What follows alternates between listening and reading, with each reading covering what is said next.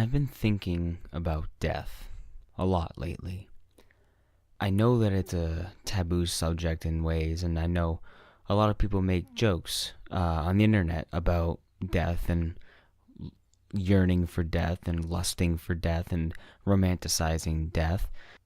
Mentioning death raises flags, especially when you're someone like me, who many people who are close to you understand your past, your present, and your state of mind and the effects that it has on your everyday existence. So when you start mentioning the word death in relation to your own existence, people get scared. And I can understand those fears and the motivation to intervene or to say something that might spark something. But that's not what's going on here. What I mean by that is I've been thinking and I've been rethinking my old philosophies on the subject. My old wants and desires, my old perception on my existence, my future, and how my memory can carry me on for eternity. I've been thinking about that. And how back when I was younger, I would think about my own demise and I would be jealous, legitimately jealous over those who passed away before me. And the idea of reading a person's name in the obituary, my response to that was a scoff, and then followed by the word lucky. So somebody would die and I would think, lucky, or must be nice, or good for you, because my perception of death in my young adult and teen years was a fantasy. It was a goal and aspiration that I could never meet because of way too many restrictions of myself. But I still thought about it. But I thought about it in a way that I yearned in, whereas today I think about it as an old friend, a distant memory, and the idea that we will meet. There is an unknown crossroads where we shall meet. But that's a day that I don't want to come anymore, but it's still a day that I can't help but think about. I'm finding myself getting depressed over the thought of death because at one point in my life, as I mentioned, all I wanted to do was die. But now, I have no choice but to die when all I want to do is live. When all I want to do is fight. But now I know in my head that one day I can't. And that one day, my memory will fade.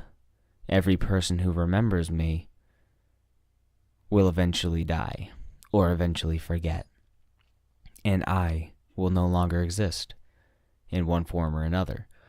Everything that I ever did, everything I accomplished, every time I brushed my teeth, every hour I slept, every hug I gave, every hour spent editing videos, watching my favorite shows, all of that is gone and can never be again in the same way that it is now. And this is the kind of process that got me in the hospital for the first time.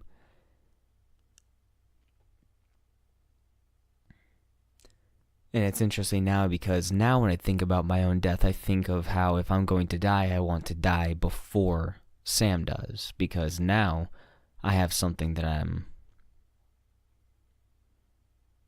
leaving behind against my will. Whereas I've lived my life trying to leave something behind, something to cement my existence, to prove that I was here to those who didn't know me. But now I have something to leave behind that I don't want to leave behind. So when I do eventually die, I want to make sure that I die first. And that's selfish of me because I won't be able to cope with the reality of losing the one person I love. The one person I truly love who has no relation to me. I wouldn't be able to cope with that. I remember I used to never wear my seatbelt because I thought to myself, if I'm going to get in a car accident, I'd rather avoid the pain and the bills and the recovery and just die. I'd rather go head first through the windshield and skid across the pavement and have them identify me from what they could tell was my face. And I used to literally never wear my seatbelt because of that reason. Now, I always wear my seatbelt because I don't want a car crash to kill me, because I don't want my life to end so abruptly from something stupid like a car accident, because I still have a lot to do. But these thoughts do bog down my mind, even though I have a different idea of what death means now and what my life means. I have a different reality, but even still, it depresses me. It brings out a side of me that I have attempted to cage, but every cage has a lock, and not all locks work. Sometimes it's just a placebo. Sometimes you think the door is closed and it's locked, but it's just closed. It can be opened at any time. I've never had a lock on my cage. It's just a door. And the door is essentially paper mache, and it doesn't take much for that door to be torn down. And I find it hard to accept joy into my life, and even less so to express it. I find it hard to be happy towards people who deserve only my happiness, because in a way I don't deserve the happiness, or I don't deserve to show them the happiness. I have no right to express that I'm happy. And it's strange because in social situations where I'm at work or I'm interacting with somebody that needs a front to make it seem like I'm not entirely depressed, but when I'm around people I'm comfortable with, I don't have that desire to pretend. No, not pretend.